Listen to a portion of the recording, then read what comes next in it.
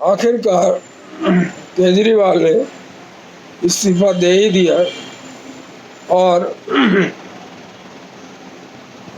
10 साल बर्बाद करके, 10 साल दिल्ली को परेशान करके चले गए।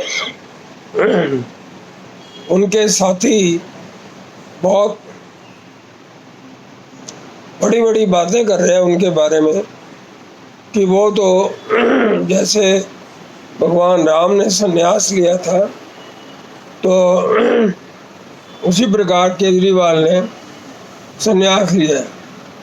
तो भगवान राम ने तो 14 साल का वनवास लिया था, तो क्या केजरीवाल भी 14 साल नहीं आएंगे सत्ता में, दिल्ली की सत्ता में?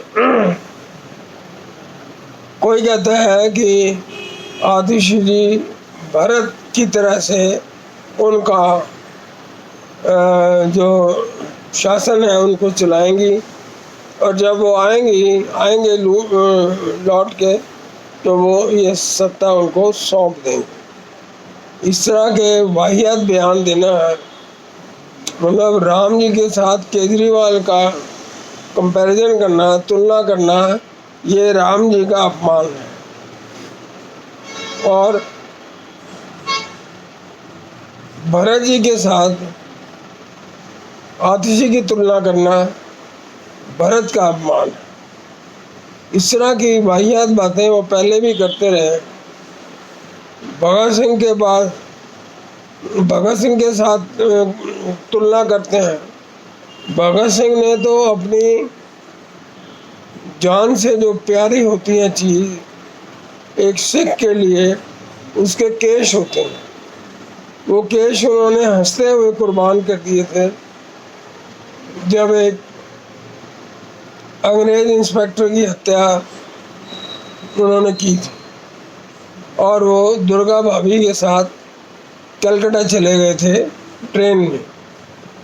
तो इस तरह की बातें करना, ये इनकी मानसिकता को दिखाता है। भगत सिंह ने तो, वो तो शहीद आजम थे, उन्होंने बहुत बड़ी कुर्बानी की। वो चढ़ गए फांसी में और चूमा था उन्होंने, जो फंदा था, फांसी का फंदा। लेकिन ये तो अपनी कुर्सी को ही ले गए जेल में। किस बात का कंपैरिजन? इनका तो कोई कंपैरिजन ही नहीं है। तो मजबूरी में छोड़नी पड़ी उनको कुर्सी, कि कोर्ट ने कह दिया भी आप ये नहीं कर सकते, वो नहीं कर सकते, साइन नहीं कर सकते। तो फिर उसको रिज़ाइन करना ही उसका आखिरी चारा था। इसके अलावा वो कुछ नहीं कर सकता। अपने आप को एक शहीद का दर्जा देना, अपने आप को एक लार्जर देन लाइफ का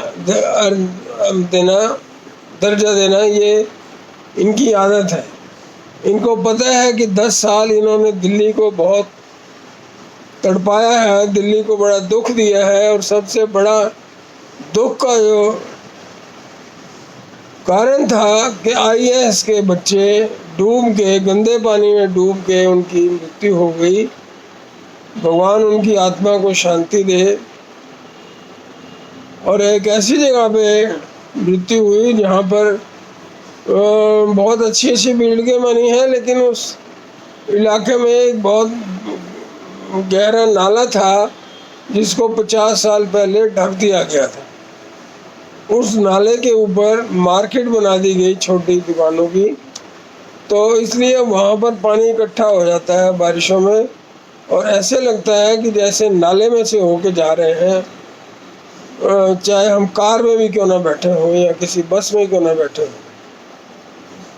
तो दिल्ली को जो उन्होंने परेशान किया है केजरीवाल ने, आखिरकार दिल्ली को निजात मिला। और उम्मीद है कि आतिशी जी दिल्ली को अगले इलेक्शन तक कुछ तो राहत देंगी। गंदा पानी अभी भी आ रहा है कई इलाकों में, पश्चिमी दिल्ली के इलाकों में गंदा पानी आ रहा है। उनको ध्यान देना चाहिए, और सिर्फ कुर्सी पर बैठ जाने से ही सब कुछ नहीं हो जाता। जिन आदर्शों का सहारा लेके ये कुर्सी में आए थे, सत्ता में आए थे, उन आदर्शों के ऊपर अब चल के दिखाएं, तभी दिल्ली को कुछ राहत मिल सकती है। धन्यवाद।